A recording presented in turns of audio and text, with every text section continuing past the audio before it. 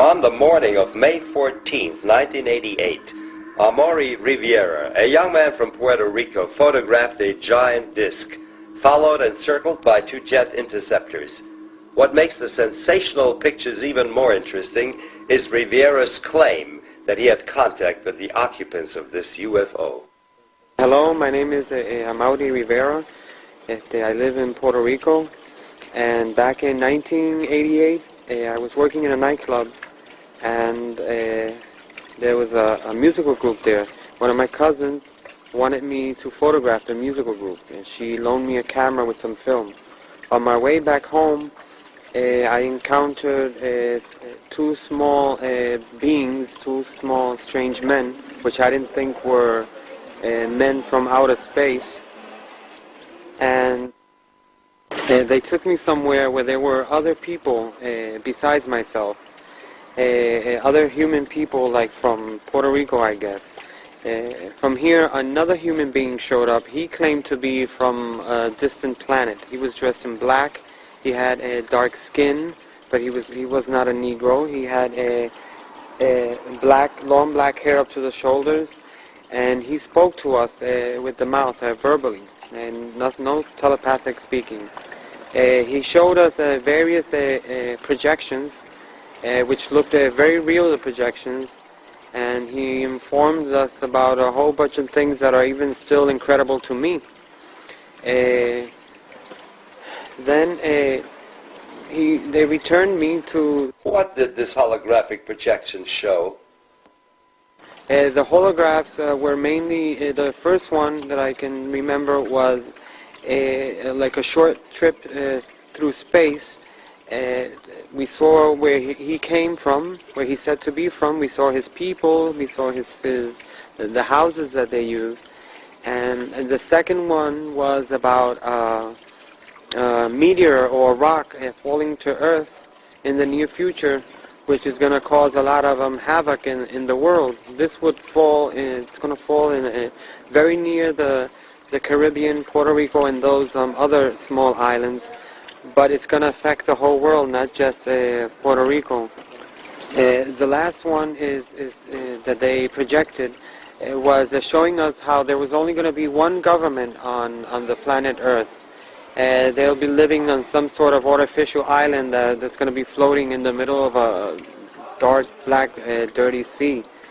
And then this man returned me to my car again and left me somewhere different from where the whole ordeal had started. Apparently, they took me with car and all. After this, at this given time, I heard some jets in the sky, and I still had my cousin's camera, and I took the pictures, 4 of which I'm making public nowadays.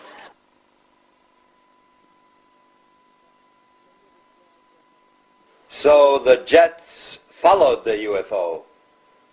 Yes, it was. They seemed to be surveilling it. I only got to capture just one of the jets in the photograph, but there were 3 of them.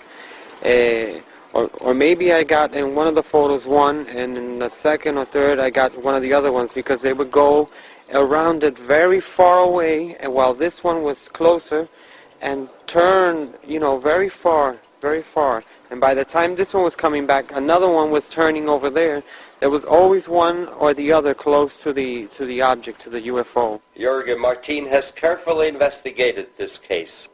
Amaury Riveras' case to me, is a very special one and a very important one, because in Amaury's case, he was abducted and he was taken away by aliens. One of them was human-like, and 2 small creatures that they explained to him were some type of genetical or biological organic android that they made to do some chores outside, so they don't have to risk themselves in our environment. That's what they explained to him, the so-called human alien that he saw in the craft. And it's important also because of the evidences that he has on the case, because when he was released, he had a camera with him, and he was able to take pictures of the object that apparently had abducted him, the craft, flying saucer type, and also some jet fighters from the United States, excuse me, F-14 again, In most of these cases in the island, F-14s are involved with these situations of chasing and harassment and checking on these objects when they are seen in the different areas of the island. And he was able to get them in those pictures together. So this clearly, when you see those photographs, it's obvious that the government has been lying for many years, because there's the UFO there, and there's also the jet fighters dealing with the situation, which they denied for more than 40 years. It's there. Were you able to locate any other witnesses? That's what I was going to explain at this moment, Michael.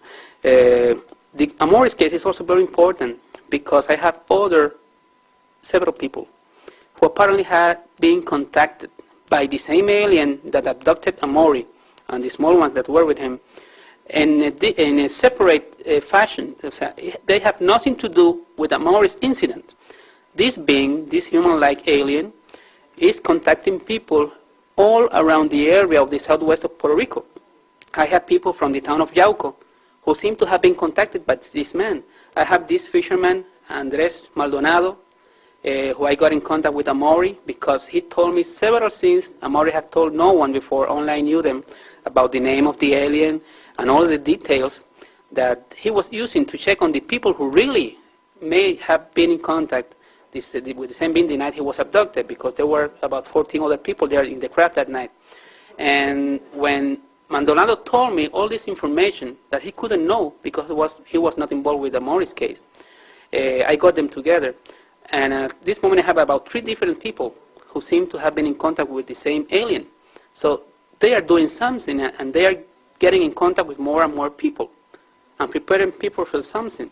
And this is very important, because all this corroborates Amaury's incident also. Mr. Martin, are there any official statements regarding the incidents in Puerto Rico?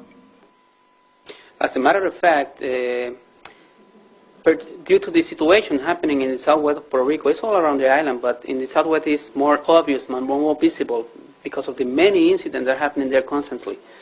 And it's a heavily populated area. The police and the civil defense and the authorities began a very intensive disinformation program, trying to ridicule and to make everything seen as a lie, as fabrication by those people who were informing all of this.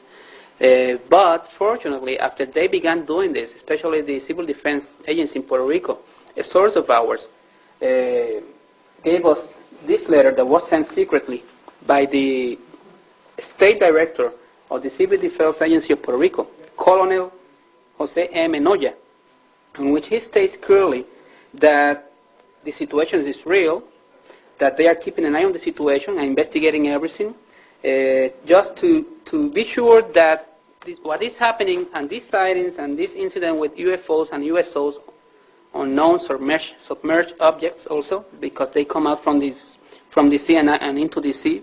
Many people have seen this happen there. Is not a threat to the security of the people of Puerto Rico on the Puerto Rican territory. As you know, something that doesn't exist can be a threat to anyone. There's also another thing. He says here that several agencies of Puerto Rico are involved in the investigation secretly, the military, the Radio Observatory of Arecibo, and they have always denied for many years that they had anything to do whatever with the UFO situation, and it's stated here by him that they do have something to do and they are checking on the situation. And Mr. Noya, these words written by him are very important, because he's the liaison between the Puerto Rico National Guard Army and the Defense Intelligence Agency. He's their man in Puerto Rico. Yes, and the Defense Intelligence Agency is like the CIA in the military. So he knows what he's talking about.